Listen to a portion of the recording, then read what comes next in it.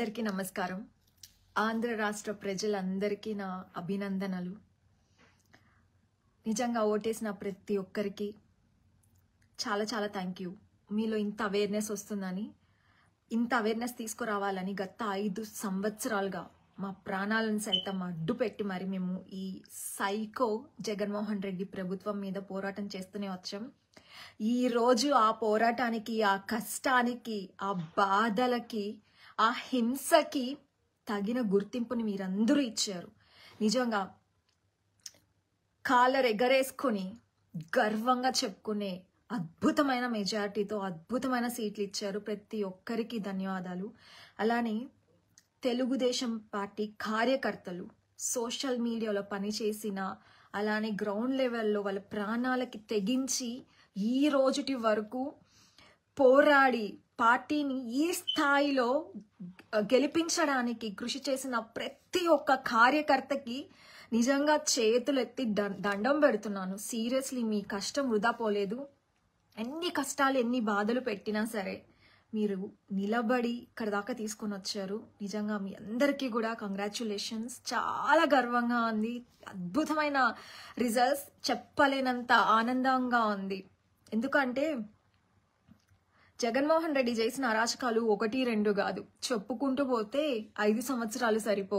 రోజుకొక అరాచకం, ప్రతి కుటుంబంలోనూ ఒక వేధింపు, చాలా చేశాడు. అవన్నీ తట్టుకొని నిలబడటం అనేది మామూలు విషయం కాదు. అసలు జగన్మోహన్ రెడ్డి పతనం ఎక్కడ మొదలైందంటే ప్రజావేదిక కూల్చిన నాడు మొదలైంది. ఆ రోజు తీసుకున్న శబదం. అలానే అమరావతి రైతుల్ని ఎన్ని మాటలు, ఎంత దారుణంగా బిహేవ్ చేసి కొట్టించి, నానా బూతులు అనిపించి, పొత్తి కడుపులో కూడా తనిపించాడు, ఆడబిడ్డలను కూడా చూడకుండా. ఆ రోజు రైతులు తీసుకున్న శపథం. అసెంబ్లీ సాక్షిగా మన అమ్మ లాంటి భువనమ్మని అవమానించిన రోజు ఆడపిల్లలందరూ, మహిళలందరూ మూకుముడిగా తీసుకున్న శపథం. అలానే ఇది కౌరవ సభ. ఈ సభకి నేను మళ్ళీ ముఖ్యమంత్రిగానే అడుగు పెడతాను అని చంద్రబాబు నాయుడు గారు తీసుకున్న శపథాన్ని ఈ రోజు మనలో ప్రతి ఒక్కరం ఎవరికి స్థాయికి మించి వాళ్ళు కష్టపడి ఈ స్థాయికి తీసుకొని ఇంత భారీ మెజారిటీ, ఇంత అద్భుతమైన సీట్లు కట్టబెట్టడం అనేది మామూలు విషయం కాదు. నిజంగా మీ అందరికీ కూడా చేతులెత్తి దండం పెడుతున్నాను. నేను కూడా నా ప్రాణాలకి రిస్క్ ఉన్నా, నా కుటుంబంని ఎంత వేధించినా, ఎన్నోసార్లు చంపాలని చూసినా, ఇప్పటికీ మా డాడీకి బాలేకపోయినా, నేను హాస్పిటల్కి వచ్చి చూసుకోలేని పరిస్థితి ఉన్నా ఎక్కడ తగ్గకుండా ప్రజలకి మంచి జరగాలి, తెలుగుదేశం పార్టీ మళ్ళీ అధికారంలోకి రావాలి, నారా చంద్రబాబు నాయుడు గారు అసెంబ్లీలో ఒక ముఖ్యమంత్రిగా అడుగు పెట్టాలి అనే ఒక దీక్ష పూని, ఆ దీక్ష కోసం యజ్ఞం చేశాం. అందరూ చేశాం. మనలో అందరం. మీరందరూ కూడా ఇన్నాళ్ళు చాలా సపోర్ట్ చేశారు. అందరికీ కంగ్రాచ్యులేషన్స్. చాలా గర్వంగా ఉంది. ఎందుకంటే నేను పడిన కష్టం వృధా అవ్వలేదు. ఒక ఆడపిల్లని, ఒక ఎన్ఆర్ఐని దూరంగా ఉండి కూడా నా రాష్ట్రం కోసం, నా ప్రజల కోసం, నాకు టైం లేకపోయినా సరే టైం తీసుకొని మరి ప్రజల కోసం మాట్లాడి మంచి చేయాలని చూసిన నా పైన ఆడపిల్లనని కూడా లేకుండా నిందలు వేసి నా కుటుంబాన్ని రోడ్లో పెట్టి, నా తల్లిని తండ్రిని ఇన్ని బాధలు పెట్టినా ఆ కష్టం వృధా పోలేదు. ఆ కష్టానికి ప్రతిఫలం అద్భుతంగా దొరికింది. చాలా చాలా చాలా గర్వంగా ఉంది. మీ అందరికీ కూడా చాలా థ్యాంక్ యూ. ప్రతి ఒక్కరు చాలా కష్టపడ్డారు. ఈ విజయం మనందరిది. ఈ రోజు నుంచి బాబు గారు ముఖ్యమంత్రి అయిన రోజు నుంచి అభివృద్ధి అంటే ఏంటో ఈ రాష్ట్రానికి తెలియబోతుంది. ప్రజలు మళ్ళీ మంచి రోజులు చూడబోతున్నారు, పండగ రోజులు చూడబోతున్నారు. గర్వంగా చెప్తాను నేను, నా రాష్ట్రానికి రాజధాని అమరావతి. జగన్ గుర్తుపెట్టుకో, అద్భుతమైన అమరావతిని చూడబోతున్నావు. నువ్వు చేయలేని ప్రతి పనిని బాబు గారు ఎంత బాగా చేసి చూపిస్తారో కళ్ళు పెద్దవి చేసుకొని చూడు జగన్. నీ పతనానికి కారణం ఎవరో కాదు, ఏది కాదు, నువ్వే. నీ అహంకారం, నీ విచ్చలవిడితనం, నీ చేతగానితనం. ఎగిరావు. మేము చెప్తూనే ఉన్నాం, వద్దు వద్దు వద్దు వద్దు అని చెప్తూనే ఉన్నాం. కానీ ఆకాశానికి తప్పుడు అడుగులు వేసి ఎగిరావు. కానీ ప్రజలు అధపాతాళానికి తొక్కేశారు. కనీసం ప్రతిపక్షంలో ఉండే సీట్లు కూడా గెలుచుకోలేదు నువ్వు. ఈ పతనానికి కారణం నువ్వే జగన్. ప్రజలు తిరగబడితే ఎలా ఉంటుందో నీకు ఈరోజు చూపించారు. ఆఖరికి పోలింగ్ రోజు కూడా నువ్వు చేసిన హింస, నువ్వు పెట్టిన టార్చర్, నిజంగా ఒక రకంగా చెప్పాలంటే నీకు చాలా థ్యాంక్స్. నువ్వెంత సైకోవో ప్రజలకి ప్రతిరోజు, ప్రతి పనిలో, ప్రతి అడుగులో చూపించావు. ఇంకా జీవితంలో ప్రజలు నిన్ను అస్సలు నమ్మే పరిస్థితే లేదు.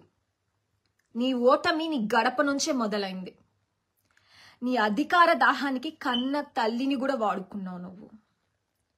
కన్న తల్లిని, ఆడపిల్లలని బాధ పెట్టిన వాడు బాగుపడినట్టు ఏ చరిత్ర తీసుకున్నా, ఏ పుస్తకం తీసుకున్నా, ఏ గ్రంథం తీసుకున్నా బాగుపడినట్టే లేదు. ఎంతో మంది ఆడబిడ్డల్ని నాతో సహా, నీ చెల్లెలతో సహా బాధ పెట్టావు, ఏడిపించావు.